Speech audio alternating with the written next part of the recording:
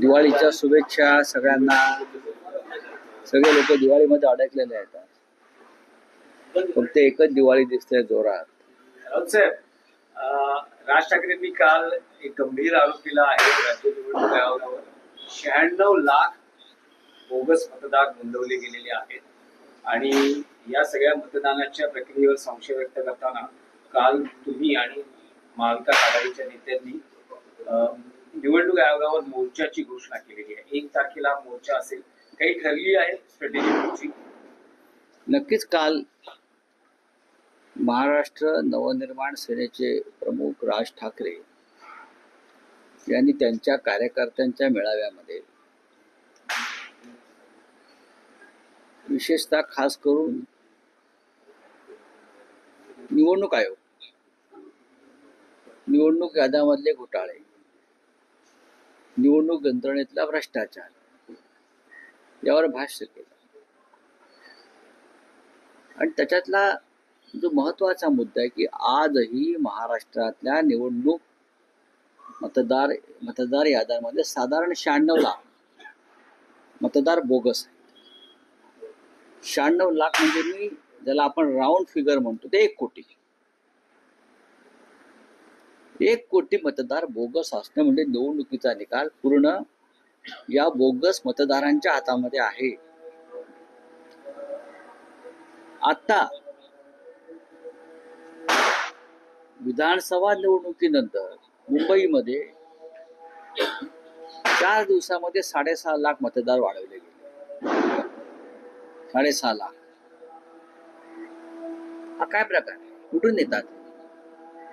अमित शहा म्हणतात 2 दिवसापूर्वी दिल्लीत की आम्ही घुसखोरांना शोधून काढू आणि घुसखोर जर मतदार यादीत असतील तर आम्ही त्यांना हाकलून देऊ मतदार यादीत. महाराष्ट्रामध्ये 1 लाख बोगस मतदार हे घुसखोर आहे असं आम्ही मानतो. अमित शहानी हे एक कोटी मतदार, 1 लाख 1 कोटी मतदार घुसखोर जे तुमच्या भाजप, मिंदे वगैरे लोकांनी घुसवले आहेत. सुरुवात तिथून करा तुम्ही. मतदार यादीतला घोटाळा जोपर्यंत आहे तोपर्यंत निवडणुका निष्पक्ष पारदर्शक होणार नाहीत. आणि त्यासाठी देशाचं लक्ष वेधून घेण्यासाठी आम्ही महाराष्ट्राच्या निवडणूक आयोगावर 1 नोव्हेंबर रोजी मुंबईमध्ये सर्वपक्षीय मोर्चाचं आयोजन केलं. तशी काल घोषणा झाली. काल शिवसेना भवनातल्या पत्रकार परिषदेला सर्वपक्षीय नेते हजर होते. महाराष्ट्र नवनिर्माण सेनेचे सर्व नेते हजर होते. काँग्रेसचे नेते होते. राष्ट्रवादी काँग्रेसचे जयंतराव पाटील होते. आणि आता हळूहळू त्या संदर्भात पावलं पडतील. पण रावसाहेब, हा 96 लाख आकडा आलाय कुठून? महाविकास आघाडी किंवा राज ठाकरे यांनी मिळून तुम्ही काही सर्वे केलाय का? कारण महायुतीचे नेते असे म्हणतायत की जर हे 96 लाख बोगस मतदार आहेत तर पुरावे द्या निवडणूक आयोगाकडे, निवडणूक आयोग कार्यवाही करेल. तर हा 96 लाख आकडा आलाय. निवडणूक आयोग कार्यवाही करेल हे कोणत्या वर्षावर हे युती फुतीचे चुतीचे लोक म्हणतायत? काय बरं का? काय निवडणूक आयोगाने कार्यवाही करावी म्हणून 2 दिवस 14-15 तारखेला शिष्टमंडळ भेटलं. काय कार्यवाही केली? पुरावे दिले ना. पुरावे दिले ना आम्ही. विधानसभा, लोकसभा, विधानसभा निवडणुकी दरम्यान जे वाढलेलं मतदान आहे 46 लाख ते 50 लाख ते एकाच पक्षाला कसं काय पडू शकतं? काय दुसरं कोणी इथे निवडणुकीला उभे नव्हते काय? कसले पुरावे मागतात? चोर पुरावा मागतोय मी चोरी केल्याचा. ज्या चोराला रंगेहात पकडलेला आहे लोकसभा, विधानसभा आणि इतर सगळ्या निवडणुकीत, तो चोरच पुरावा मागतोय. आणि चोर पुरावा कोणाकडून मागतोय? सांगा ना तुम्ही. हे चोर आहे, त्यांनी चोऱ्या केलेल्या आहेत. त्याच्यामुळे आमचा प्रश्न निवडणूक आयोगाला आहे. भारतीय जनता पक्षाला उत्तर द्यायचं कारण नाही.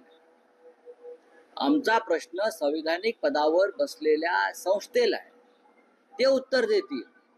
भारतीय जनता पक्षाला किंवा मिंद्यांना मिरच्या का लागतायत? त्यांची मिरच्या लागल्यावर जी काय झोंड्यावर तडतड होतं ना, ते का होत आहे? याच्यातच काही त्याला खवखवे ही मराठीमध्ये फार चांगली म्हण आहे. किंवा चोराच्या मनात चांदणे. बरं, चोराच्या मनात चांदणे. आम्ही सवाल विचारतो निवडणूक आयोगाला. जसं केंद्रात राहुल गांधी सवाल विचारत होते मुख्य निवडणूक आयुक्तांना, उत्तर कोण देत आहे? तर भाजपचे नेते. काय गरज आहे तुम्हाला?